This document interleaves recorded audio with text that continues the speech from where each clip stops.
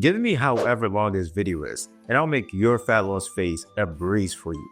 According to the latest research from Ohio State University, 95% of dieters regain their weight that they lost within 2 years. Losing weight is as difficult as building a business. If you don't know the information I'm about to share with you, you might find yourself cooked. Growing up, I struggled with my weight, and I wish someone had explained what a diet was.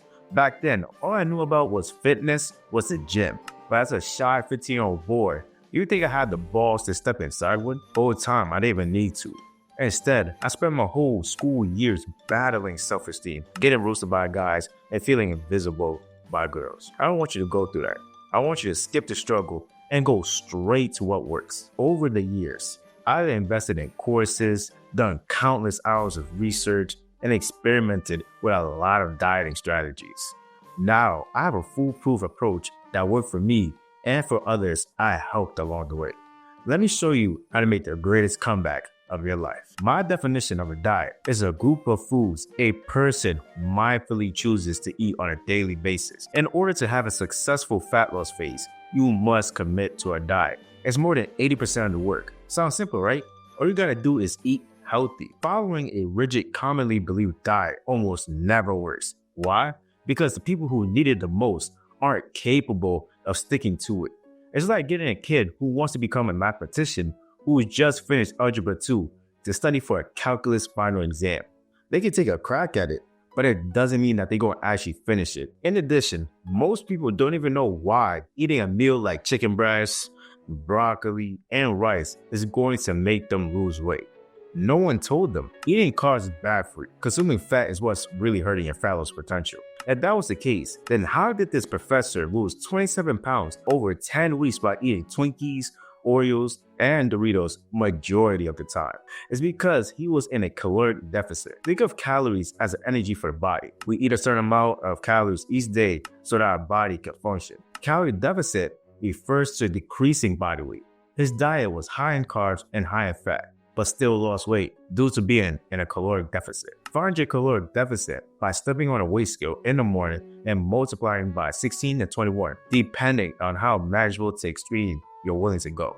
But extreme diets never work. More on that later. Although this professor was able to lose weight by eating junk food, that isn't sustainable in the long term. You eventually go right back to eating burgers and pizzas like you previously were. So how are so many people able to stay consistent with their diet then?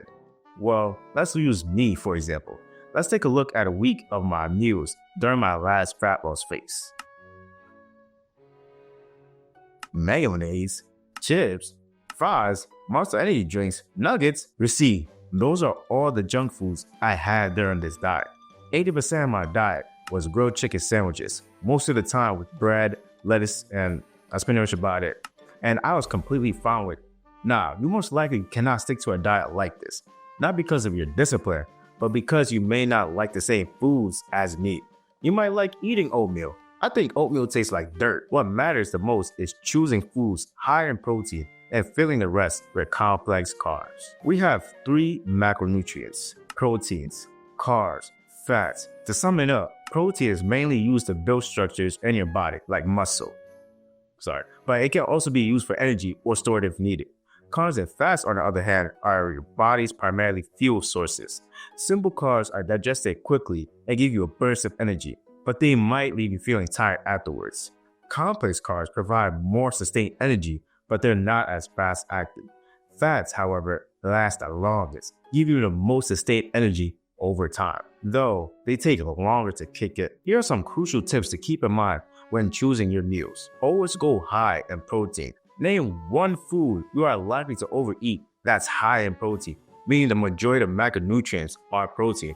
I'm waiting. Beef. The tasty ones are high in fat. Come on, I'm waiting. Generally, try to consume whole foods. At the NIH, there was a study done. They had 2 groups hospitalized. One group for 2 weeks consumed pure ultra-processed food, and the other group consumed whole foods. They then switched for another 2 weeks. Everything tracked. It turns out that whenever the group consumed ultra-processed foods, they gained weight. But whenever they were on a whole foods diet, they lost weight. Ultra-processed foods are engineered to perfection, combining to just the right amount of sugars, fats, and additives to make them irresistible, addictive. It's no wonder why 73% of foods in grocery stores today fall under the ultra-processed category and are an average 52% cheaper than minimally processed alternatives. But what's the cost to our health? These foods are loaded with trans fat, which gets stored in liver, driving up inflammation. This inflammation weakens your insulin, your body's crucial tool for delivering nutrients to the cells for energy. Instead, those nutrients are redirected to your storage room, adipose tissue, or fat. Excessive sugar and ultra-processed foods and baked goods compounds the issue by reducing beneficial gut bacteria. This disrupts the gut-brain connection, increasing cravings and further weakening insulin. Imagine that number one combo meal, a classic burger, fries, and a drink, does to your body. These evil entrepreneurs are doing this by finessing one of the most important needs of human physiology, to manipulate us into consuming their products. Their marketing is designed to mislead, creating labels and claims that scream healthy, even when the truth couldn't be further from it. Let's take a trip back in time. Early humans survived by storing fat during periods of food scarcity. No refrigerators, no fast food joints, just the instinct to store energy for survival. Those who couldn't that didn't make it. Fast forward today, and while hunger is no longer an issue for most, our biology hasn't caught up. Food is everywhere. Delis, burger chains, buffets, all designed to taste better and better, driving up the obesity epidemic. Advertising plays a massive role. James Clear, Atomic Habits, outlines 4 laws of habit formation. Let's see how they apply to the box of Honey Nut Cheerios. Make it obvious. Bright, attractive colors like red grab our attention and even stimulate appetite. Make it attractive. Claims like can help lower cholesterol, creates the illusion of health. The average adult reads this and thinks, wow, this is healthy. But flip the box over and you will find 12 grams of sugar in just one serving. And let's be honest, no one sticks to one serving. Add full-fat milk, and that's another 12 grams of sugar. And you're at 24 grams of sugar in one meal. Make it easy. Pouring cereal milk is a skill I perfected since childhood. It's effortless. Like, I can get the perfect amount of milk and a perfect amount of Cheerios in one go without having to add a little bit or remove some. Make it satisfying. With 24 grams of sugar, your brain lights up with pleasure signals, reinforcing the habit. Once you understand what your body truly craves, you can regain control. When you crave sweets, your body isn't actually asking for that in Snickers bar. It's craving the fatty acids and amino acids found in protein-rich foods.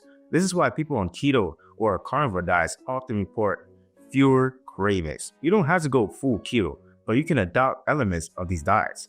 Opt for lean meats instead of high-fat ones. Use calorie-free seasoning to enhance flavor without adding calories. For cravings triggered by trans fat, like fried chicken, drink plenty of water before, during, and after your meal can help. Trans fats disrupt the communication between the gut and brain, making you think you want more food, when in reality, you're just thirsty than a mug. When sugar cravings hit, try a diet soda. They're calorie-free and can satisfy your sweet tooth without sabotaging your progress. Just don't overdo it. If this doesn't work, it might point to something deeper, a mental block that needs attention. I'm not talking about therapy, though that can be the final step if needed. I mean, reflecting on what's really driving your behavior.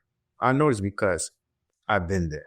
There were times when I binge ate, not because I was hungry, but because I hated parts of my life. I hated feeling alone. I hated dealing with rejections after rejections. I hated that my dreams of becoming a YouTuber felt out of reach. And I hated having friends who didn't seem to want to do anything fun with me outside of school. Eating felt like a quick fix, something to make me feel better in the moment. Sometimes these habits aren't just about food or discipline. They're about filling holes we feel inside. I'm not a mental health expert, but what helped me was working on those gaps, one small step at a time. For instance, I realized I crave validation from others more than myself. That's natural. We all want validation. But I had to ask myself, how can I value my own approval more than others? It wasn't easy, but I started focusing on things I couldn't control. If I felt hopeless about YouTube, I could upload just one video at a time, aiming to improve 1%, whether in how I spoke to the camera, my editing, or seeking advice from experts. When loneliness crept in, I pushed myself outside my comfort zone.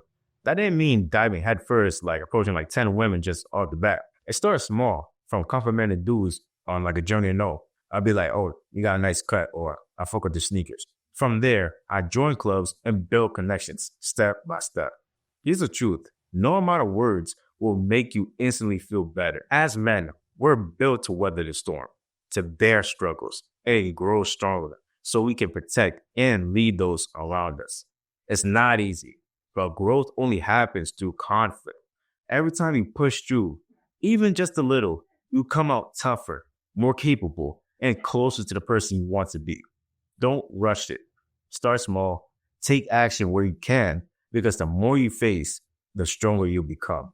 And the stronger you are, the better you are at building the life you deserve. For a more in-depth look at the specific meals I ate, check out this video where I broke down exactly what I ate to lose 15 pounds in 1 month during my fat loss phase. And with that being said, always take it one step at a time, because you may never know what that one step may reach.